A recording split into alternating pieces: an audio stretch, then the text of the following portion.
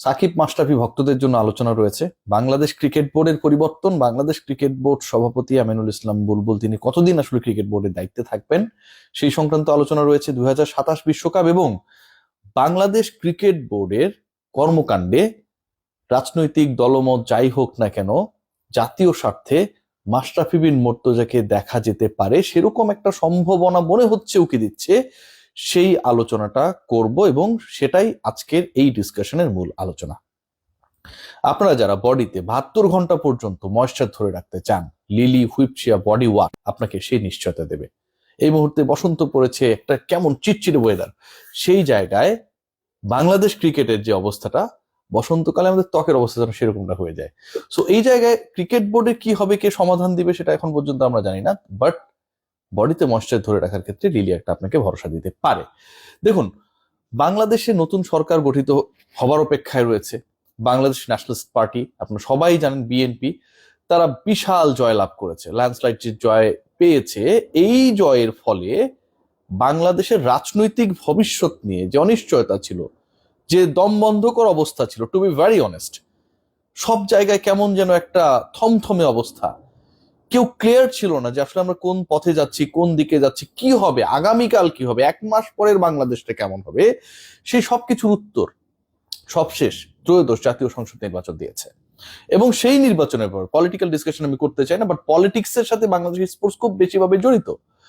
এবং এই তারেক রহমানের দলের বাংলাদেশ ন্যাশনালিস্ট পার্টির জয়ে সবচেয়ে বড় যে নিশ্চয়তার জায়গা ক্রীড়াঙ্গনে তৈরি হয়েছে, সেটা হচ্ছে এখানটায় আসলে পলিটিক্স, নোংরামি, কাউকে টার্গেট করে সাইজ করা, কারো বিরুদ্ধে গিয়ে বিষোদাগার করা, এই ব্যাপারগুলো সম্ভবত আর ঘটবে না।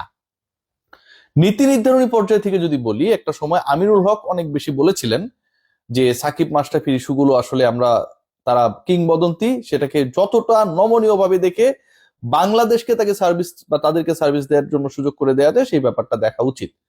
ইশরাক হোসেন হেলাজোককে দেয়া, নাহিয়ান বিন জসিম আমার সহকর্মী, সাবেক সহকর্মী, তাকে দেয়া সাক্ষাৎকারে খুব স্পেসিফিক ভাবে বলেছেন, কি বলেছেন, বলেছেন জুলাই হত্যাকাণ্ডে এই দুজনকে যে মার্ডার কেসের আসামি করা হয়েছে, ইশরাক ভাইকে প্রথমত আমি থ্যাঙ্কস দিতে চাই।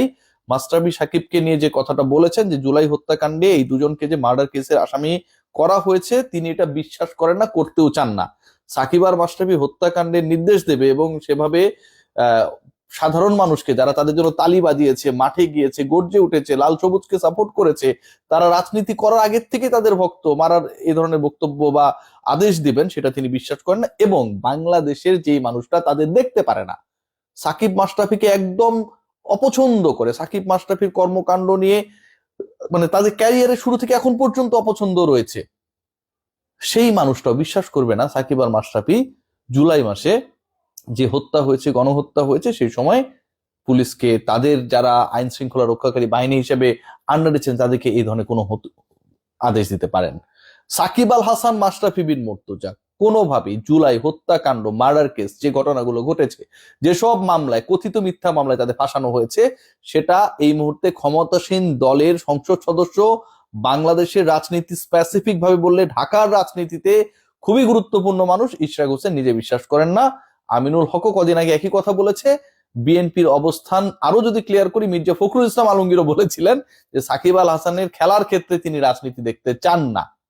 সাকিব আল হাসান ফিরছে, সাকিব আল হাসান ফিরছে এবং এই ফেরাটা হচ্ছে মন্ত্রিসভা গঠিত হবার কিছুদিনের মধ্যেই। এবং সাকিব আল হাসান শুধু ফিরছে না, আমি যে লাস্ট কন্টেন্টটা করেছিলাম যে সাকিব আল হাসান 2027 বিশ্বকাপ খেলবে, আমার গত কন্টেন্টের আগের কন্টেন্ট যে আলোচনাটা আমি করেছিলাম, সেখানে অনেকে হাসাহাসি করেছেন।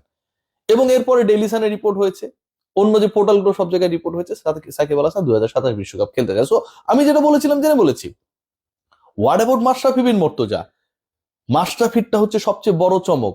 দেখুন, সাকিব আল হাসান যদি আওয়ামী লীগের সাবেক এমপি হবার পরে জাতীয় দলে আবারও ফিরতে পারেন, জাতীয় দলের হয়ে আবারও খেলতে পারেন, জাতীয় দলের হয়ে 27 বিশ্বকাপ, যে কোনো ক্রিকেট টুর্নামেন্টের সর্বোচ্চ আসরে খেলার প্ল্যান সেট করতে পারেন সাবেক এমপি হবার পরেও, তাহলে সাবেক এমপি হবার পরেও সাকিবের থেকে তুলনামূলকভাবে আরো বেটার ইমেজের মাশরাফি বিন মুর্তজা কেন ভাই বাংলাদেশের ক্রিকেটের স্বার্থে কাজে লাগবেন না, বা তাকে লাগানো হবে না? ক্রিকেটের স্বার্থে যদি সাকিব আল হাসানকে আপনি কাজে লাগান, এবং সেটা বাংলাদেশ ন্যাশনালিস্ট পার্টি বিএনপি লাগাবে, এটা নিয়ে কোনো ডাউট নাই, কোনো ডাউট নাই। সাকিব আল হাসান যেই রাজনীতি করুক না কেন, তাহলে তারা সাকিবকে কাজে লাগাবে, জাতীয় দলের হয়ে খেলাবে, বাংলাদেশের প্রতিনিধিত্ব করাবে, মাশরাফিকে কাজে লাগাবে না? অবশ্যই লাগাবে।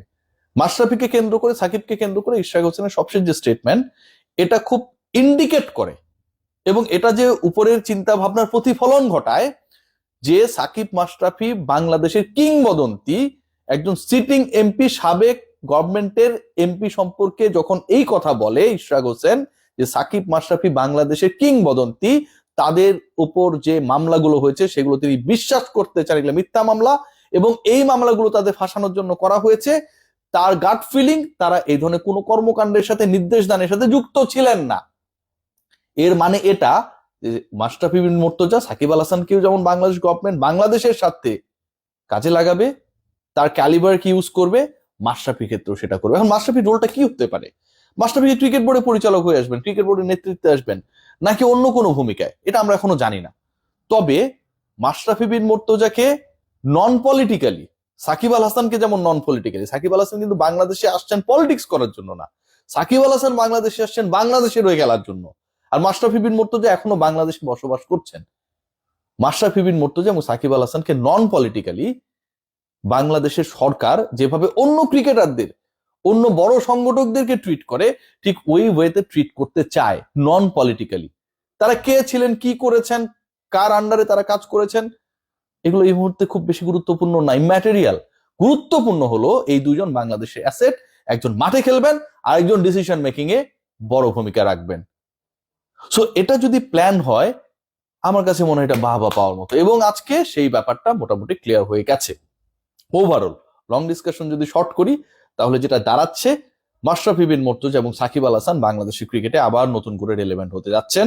মাশরাফি বিন মুর্তজা, সাকিব আল হাসানকে কেন্দ্র করে যে বিতর্ক বিভিন্ন সময় তৈরি হয়েছে, নতুন গভর্নমেন্ট ফর্ম করার আগ মুহূর্তে সেই ব্যাপারে বাংলাদেশের ক্রিকেট এবং ফুটবলের, ইনফ্যাক্ট ক্রীড়াঙ্গনের গুরুত্বপূর্ণ দুজন ব্যক্তি এবং সরকারের গুরুত্বপূর্ণ দুজন ব্যক্তি স্টেটমেন্ট দিয়েছেন। তারা জানিয়েছেন সাকিব মাশরাফির ক্ষেত্রে যে হত্যা মামলা হয়েছে সেটা তারা বিশ্বাস করেন না, এবং যেহেতু তারা এটা বিশ্বাস করেন না, তারা কিংবদন্তি, তাদের সসম্মানে তাদের রোলটা প্লে করতে দেওয়া উচিত বলে তারাও মনে করেন।